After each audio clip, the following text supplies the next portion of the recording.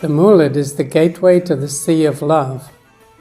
It's a celebration of love and appreciation for the great men and women of the past, commemorating their birthday with great joy and thanksgiving.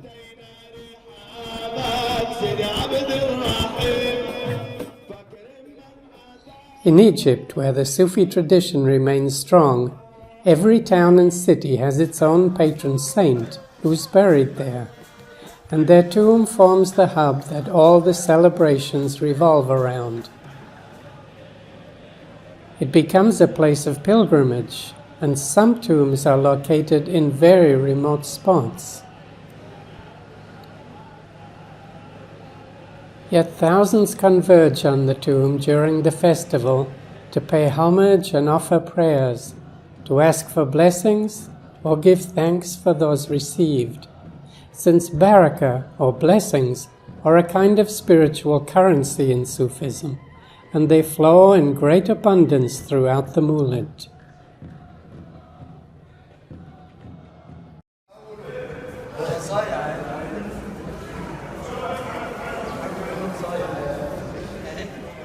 The moulid or festival spawns a tremendous wealth of love and human kindness, as people from all over the country gather to strengthen the bonds of the Sufi community.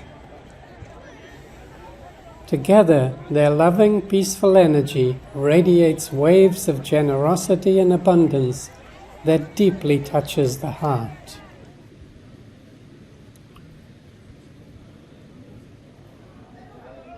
During the daytime, people pray, meditate, and visit the holy sites, where singing and drums awaken the spirit and lift the heart.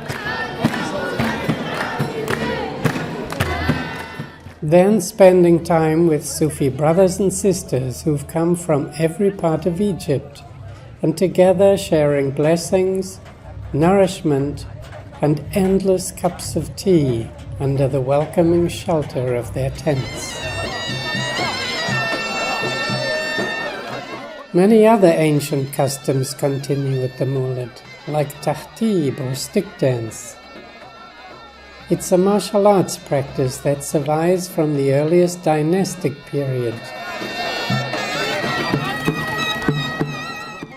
Murmah, or horse jousting, is a vibrant way to connect man with nature, as the proud owners show off their skills and intimate relationship with their horses.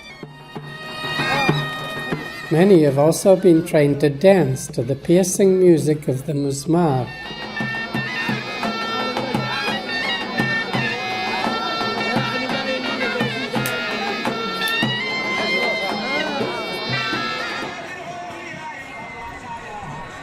The streets fill with processions that feature the colorful banners and chants of the various Sufi tariqas.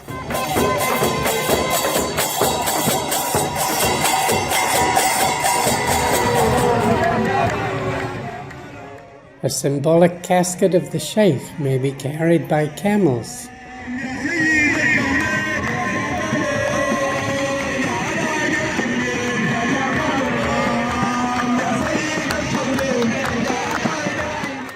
And dozens of festive chariots come out to share in the joy and excitement that fills the air.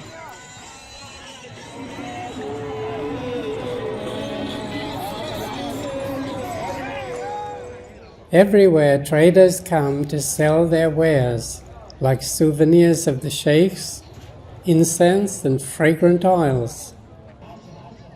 You can buy a stick, a traditional item dating far, far back. There's all kinds of food and gifts, and rides for the children, and the young at heart.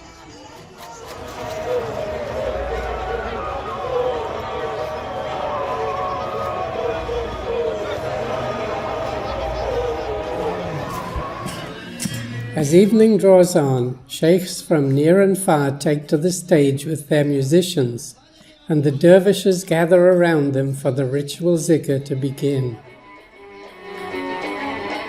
The gathering may be great or small, from a dozen to several hundred dervishes taking part, yet the purpose remains ever the same: to reconnect with the source and to remain connected.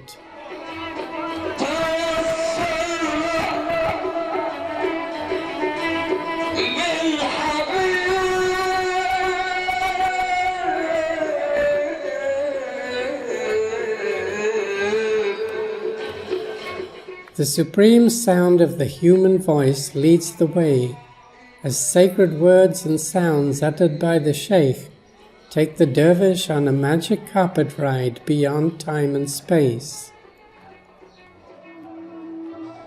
Indeed, the ritual begins when the dervish takes off their sandals to step onto the sacred ground symbolized by the carpets, which must be laid out before the ceremony starts.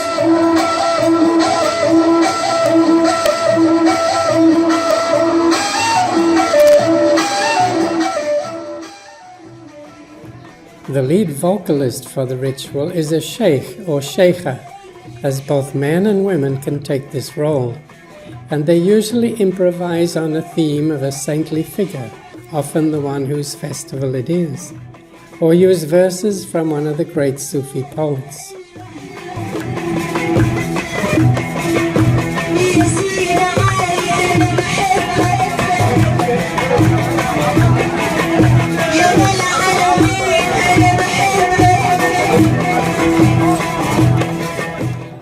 The sheikh acts more like a guide who leads the ruh, or spirit, into higher realms of consciousness.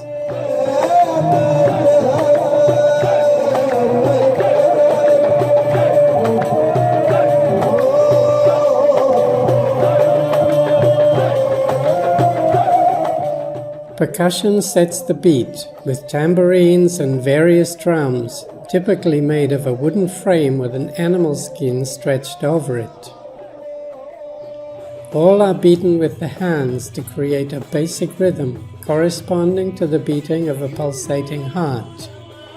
And through this rhythm, the breath of each dervish becomes one as they move in harmonious union.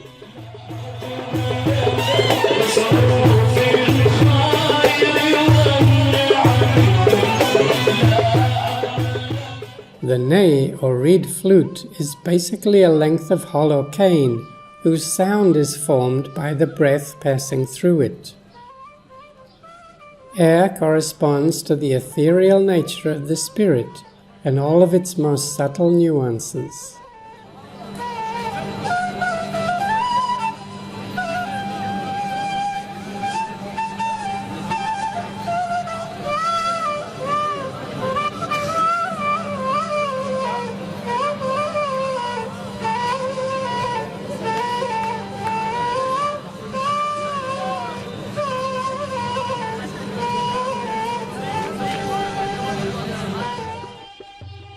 Sometimes a violin or oud is played, their strings traditionally made of sheep intestines, so that their sound clearly resonates with our gut or animal instinct.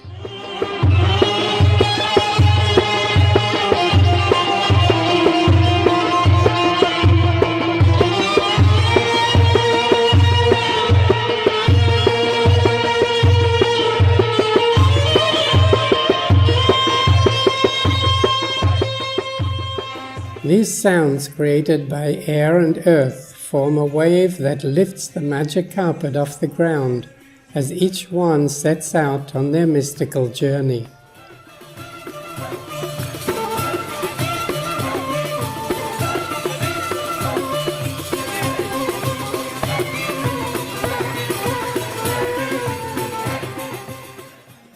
The ritual zikr, or ceremony of divine ecstasy, is a high point of the festival, and an invitation for the dervish to transcend not only space and time, but even leave their physical bodies as they enter into the higher dimensions of their union with the beloved. This woman is in a state of total trance, and that's the actual speed she's moving at. I'll slow it down for you so you can see the beauty of her movements.